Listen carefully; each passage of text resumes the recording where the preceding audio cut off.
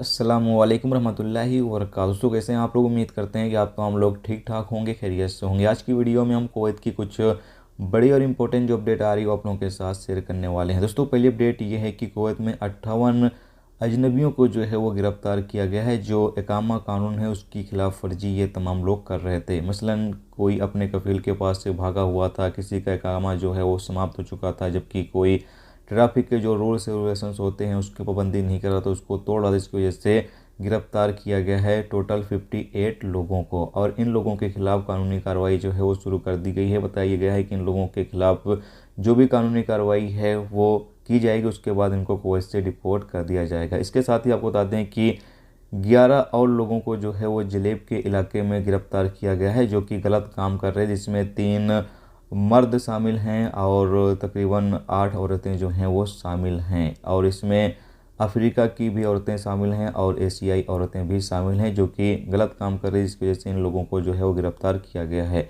इसके साथ ही अगली अपडेट ये है कि कुवैत में जैसा आपको पता ही है कि भीख मांगना गैर कानूनी है, फिर भी बहुत सारे लोग जो है वो भीख मांगते रहते हैं। तो यहाँ पर कुछ बच्चे जो है वो भीख मांगते हुए पकड़े गए, जिसके बाद उनके जो माँ बाप थे उनको भी गिरफ्तार कर लिया गया है, उनके खिलाफ भी कानूनी कार्रवाई शुरू कर दी गई है।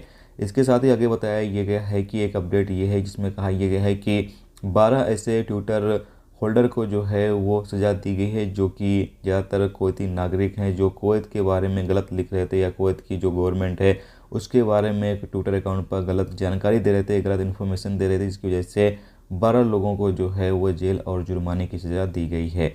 इसके साथ ही अगली अपडेट ये है कि कुवैत के अंदर जो डिलीवरी सर्विस करने वाले लोग हैं, बहुत सारे डिलीवरी सर्विस वाले ऐसे होते हैं जो कि जाली लाइसेंस जो है वो जारी करवाते हैं। जाली लाइसेंस से वो जो है वो कुवैत के अंदर डिलीवरी सर्विस का काम करते हैं। तो यहाँ पर एक मीटिंग की जा रही है ताकि जो जाली ड्राइविंग लाइसेंस हासिल करते हैं या फिर जाली जो डिलीवरी सर्विस का लाइसेंस है वो हासिल करते हैं, उन लोगों के खिलाफ कानूनी कार्रवाई की जा सके और उन लोगों को गिरफ्तार किया जा सके।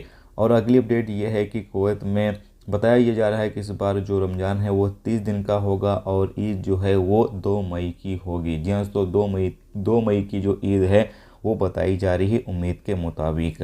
तो ये तो आज की कुवैत की कुछ बड़ी और इम्पोर्टेंट अपडेट जो आप लोगों के साथ शेयर की गई। तो उम्मीद करता हूँ ये वीडियो आपको पसंद आई होगी।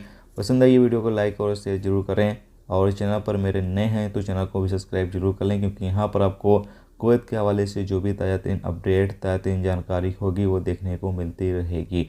वीडियो देखने का दोस्तों बहुत बहुत शुक्रिया। अल्लाह।